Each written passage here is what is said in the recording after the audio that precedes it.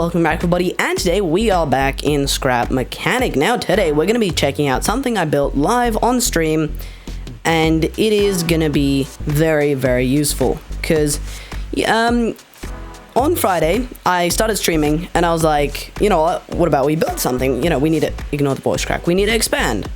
But then I soon realized we need wood, so I built this, the Tree Eater. Now this thing, it looks very weird, and trust me, it is. Just kidding. But unlike most tree eaters, this thing does not fell the tree onto it and then process it once it is on top of it. It just keeps the tree standing up. We're gonna go and test it out. I can show you an example here. We just gotta try and find some pine trees. So this thing, it can do other trees, but it is mainly designed for pine trees, for the big pines, right? So the big wood boys. So we're gonna try and find one of these. Usually they are by the shore somewhere and just chilling. Also, if you guys want to see the build process of this thing, go and check out the stream replay. I stream every single Friday, so subscribe so you know when that happens. All right, any pine trees here? I know I did clear it out on that live stream pretty well, but there's some over this way. So I'm gonna go and hit some rocks. This thing has 2 resource collectors and 2 refineries and 2 chests on the back. So this thing can hold a lot of stuff, and this thing is very simple to control. Just left and right click. I missed the pine tree, so you just press left click, open the cage up. The other cage element got stuck. It's a 2 fork thing, and 1 fork got stuck. Let's try this again. It's not really a design issue, it's more of just a scrap mechanic issue. Then you close it around the tree hugger, that is its name, and then you just press right click, and it's that simple.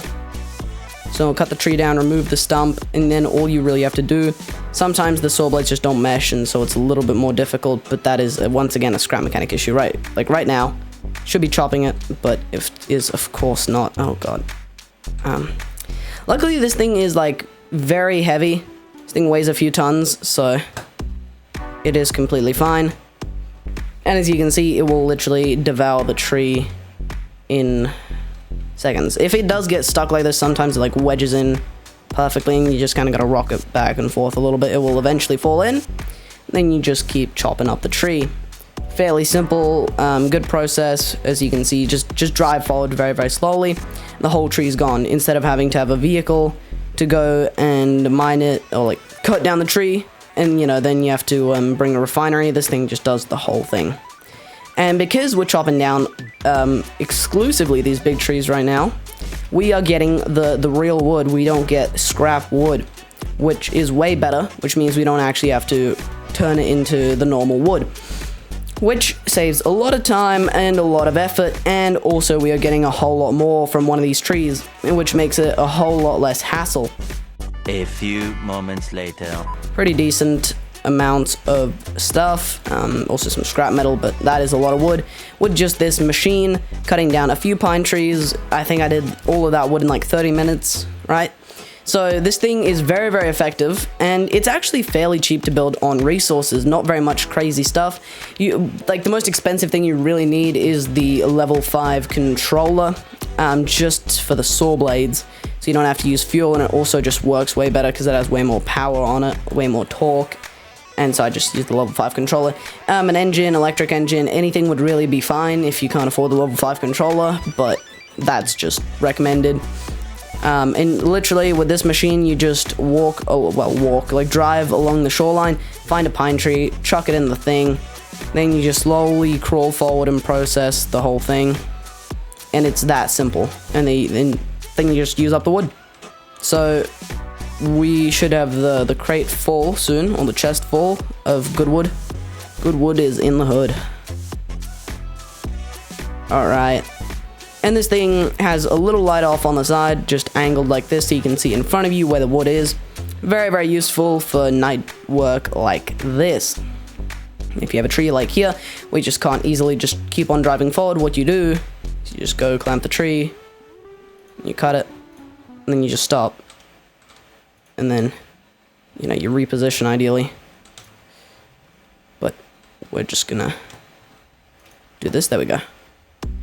And if you do run out of resource collector space, you kind of just stand still for a second and just let it do a little bit of work ahead of time.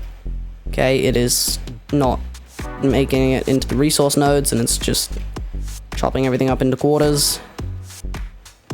Interesting.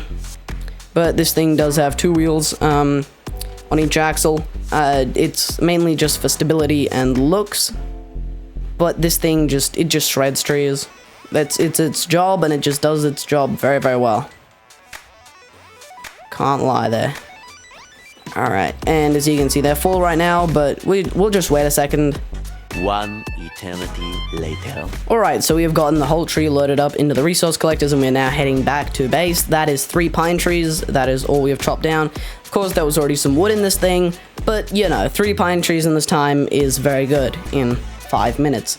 But this thing only having a level 4 engine on it, I think the engine is fully maxed out as far as power, but it is only not a level 3 engine, level 4 engine. Yeah, it is fairly fast, and it is very stable. Very hard to flip this thing on, like, even road. Unless you have some crazy cliffs, you should be good. And, one thing, the chests, you can't just, like, remove them, bring them up somewhere, and then, you know, plonk them into your craft setup and add another one. Because they are a very, very structural key element to this thing, and if you remove one of the chests, basically, your refineries will fall off, your wheels will fall off, and it's not going to be a good time. But as you can see, we're just going to let this thing finish refining, and I will show you how much wood we have at the end. This is not all from the 3 pine trees, of course. That's just a quick disclaimer. But you still get, I think, like 4 stacks per tree. I think that's the average amount. But yeah. I mean, that doesn't really seem to be checking out right now, because we're 3 trees in, and we only have 2 stacks and a little bit in here. Where there was no good wood before, like wood, not scrap wood, but we will see when this is done refining. So just give it a little minute and we'll be right back.